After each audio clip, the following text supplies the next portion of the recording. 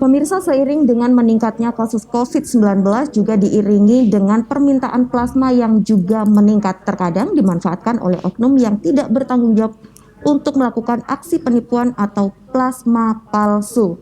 Nah, untuk menjawab keresahan tersebut, ini langsung saja Pak Zainal bisa memberikan pemaparan kepada pemirsa bagaimana antisipasi PMI Jember terkait adanya plasma konvalesen palsu, Pak Zainal.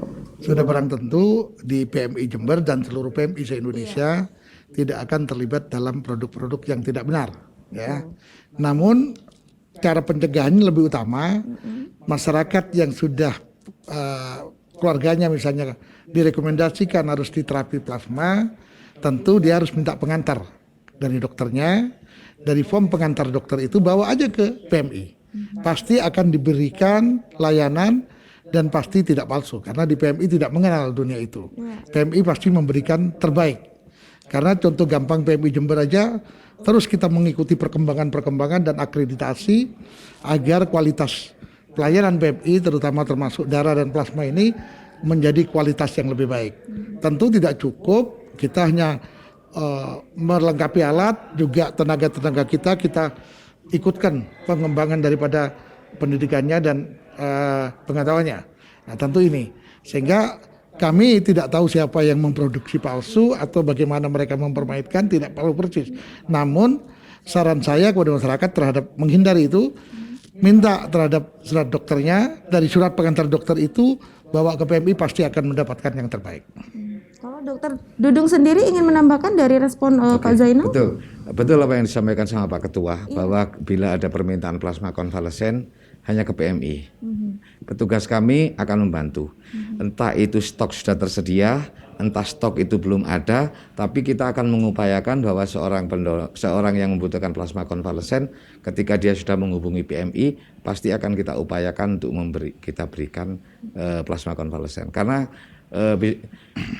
di Indonesia ini sampai saat ini secara aturan hanya Palang Merah Indonesia yang diperkenankan untuk memproduksi dan membuat plasma konvalesen. Jadi seperti itu. Baik.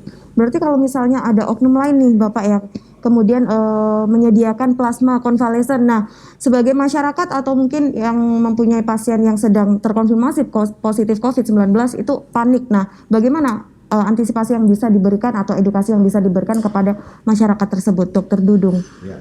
Jadi gini, pada prinsipnya ketika butuh plasma konvalesen selalu menghubungi PMI. PMI pasti akan membantu, bahkan juga mencarikan pendonornya. Karena sekali-kali terjadi seperti kasus kemarin yang namanya jual beli atau percaloan, percaloan untuk donor plasma konvalesen itu pun bisa terjadi meskipun jumlahnya tidak terlalu banyak. Kan tentunya di sini kasihan sekali pada keluarga pasien, sudah jatuh tertimpa tangga. Betul. Jadi seperti itu. Jadi kalau misalkan ada seperti itu tidak usah panik, pasti akan kami berusaha mengupayakan membantu. Karena kita bisa mengupayakan membantu baik dari sini maupun dari sistem jejaring kita. Insya Allah kalau untuk plasma konvalesen ini kalau kita bicara stok nasional cukup banyak. Karena plasma konvalesen itu PMI punya kemampuan untuk menyimpan sampai 6 bulan. Bahkan optimal sampai 1 tahun. Jadi seperti itu. Sudah dipastikan aman dan asli begitu ya dokter? Iya Pak Zainal? Iya. Baik, pertanyaan selanjutnya agak melenceng dari apa yang kita bahas barusan mengenai plasma konvalesen. Ini terkait capaian CPOB atau cara pembuatan obat yang baik. Bagaimana yang ada di PMI Jember sendiri saat ini? Pak Zainal bisa menjawab terlebih dahulu. Baik, tentu itu adalah keinginan bagi Palang Merah. Untuk bisa memenuhi akreditasi yang ditentukan oleh BP POM, ya. Dan kami adalah PMI yang punya komitmen, ya, PMI Jember punya komitmen untuk memenuhi setiap akreditasi, karena ini penting untuk menjaga dan memberikan layanan selain kualitas yang baik dan layanan terbaik. Nah, saat ini kita lagi program untuk itu, untuk memenuhi akreditasi itu. Dan kita terus berjuang, kita sudah melengkapi tenaga dan melengkapi sistem, ya, regulasinya maupun peralatan. Dan kita sudah hari ini memasuki hari-hari akhir istilahnya untuk menuju segera disetujuinya atau diloloskannya perjuangan kita. Ya, tentu sudah memasuki itu. Dan yang agar bisa lebih meyakinkan kepada BP POM, PMI Jember memiliki unit donor darah ini sejak tahun 74. 74. Jadi sudah perjalanan yang panjang 48 tahun. Nah, tidak mungkin 48 tahun kita masih terus eksis berjalan. Kita adalah unit donor darah yang memiliki kualitas, yang tentu mengikuti perkembangan, baik perkembangan SDM-nya, perkembangan teknologi dan regulasi yang harus itu kita ikuti perkembangan. Dan sampai hari ini kita dipercaya, bahkan kita juga koordinator jejaring di wilayah Probolinggo sampai Banyuwangi, tentu kita akan menjaga kualitas itu. Dan kita akan kerahkan segala kemampuan termasuk memodernisasi alat. Kita lakukan semua. Mudah-mudahan BP POM segera meloloskan sehingga masyarakat Jember segera menikmati perjuangan PMI Jember untuk memberikan layanan berkualitas terbaik. Wow, sangat luar biasa sekali. Ya, itu merupakan harapan dari Pak Zainal sendiri ya sebagai Ketua PMI. Kalau dari Dr. Dudung sebagai Kepala UDD, bagaimana Dr. Dudung? Terima kasih. Tadi seperti disampaikan tadi bahwa plasma konvalesen asli. Iya. Untuk asli itu tentunya dia akan bisa memberikan dampak terapi dan tidak membahayakan pada pasien. Jadi sama dengan apa yang kita upayakan, PMI Kabupaten Jember itu memutuskan untuk mengikuti CPOB atau cara pembuatan obat baik. Karena produk darah apapun, mulai dari darah penuh atau whole blood, ataupun paket sel darah merah, ataupun trombosit, ataupun plasma konvalesennya, ini merupakan bahan terapi atau bahan obat. Jadi di situ ikut dalam syarat dan kondisi untuk cara pembuatan obat baik. Dan PMI ini PMI Jember termasuk yang berusaha berkomitmen dan ikut di situ karena itu opsional, tidak semua Palang Merah Indonesia. Kalau nggak salah kita masih 20-an yang berusaha ikut itu.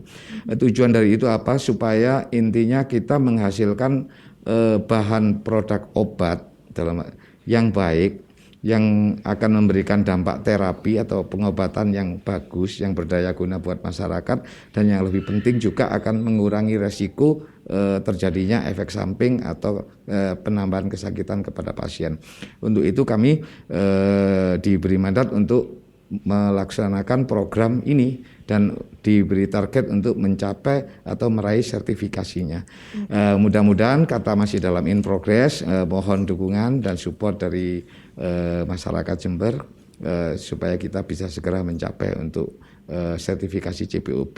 Karena dengan sertifikasi CPOB itu betul disampaikan, pernah disitir oleh Pak Ketua, bahwa produk darah kita itu dengan tingkat kualitas itu sudah bisa dikatakan sama dengan produk-produk darah yang dihasilkan di seluruh dunia. Jadi seperti itu ya, sudah ditetapkan oleh standar internasional. Baik, berarti secepatnya dari PMI Jember sendiri akan melakukan sertifikasi CPOB begitu ya, Dokter dan juga Pak Zainal. Baik, masih ada sisa waktu sedikit ini di akhir segmen, mengingat tema kita pada hari ini adalah kesiapan PMI di tengah kembali merebaknya COVID-19. Boleh Pak Zainal terlebih dahulu, kemudian dilanjutkan oleh Dr. Dudung untuk memberikan himbauan kepada pemirsa semua. Baik, terima kasih seluruh pemirsa. Saya harapkan jangan meremehkan COVID-19 dan COVID-19 ini masih ada, dan sekarang varian yang terbaru adalah Omicron yang kita lihat perkembangannya begitu pesat. Maka untuk itu jangan pernah lalai mentaati prokes, terutama mencuci tangan, menggunakan masker, dan selalu menjaga diri, jaga jarak, dan sebagainya. Karena apabila kita bisa menjaga diri kita, tentu kita akan bisa menjaga seluruh keluarga. Dan sebaliknya, apabila kita bisa menjaga seluruh keluarga, kita bisa mengajak masyarakat di sekitar kita untuk saat itu. Dan jaga Jember, jangan sampai Jember menjadi membludak, sampai levelnya naik level yang tertinggi. Mari kita sama-sama kita turunkan level yang ada di Jember dan kita dengan menjaga diri. Baik, sangat luar biasa sekali. Monggo Dokter Dudung. Terima kasih. Dalam menghadapi pandemi Omicron, yang bisa kita lakukan sebagai warga masyarakat maupun sebagai individu, yang paling penting adalah, yang pertama kali dilakukan adalah tidak panik. Kemudian yang kedua seperti tadi disampaikan oleh Pak Ketua, prokes 3M. Jadi selain kita melindungi diri kita, kita juga melindungi seluruh keluarga ataupun lingkungan yang ada di sekitar kita. Jadi seperti itu. Terus kemudian bagi yang belum vaksinasi, laksanakan vaksinasi.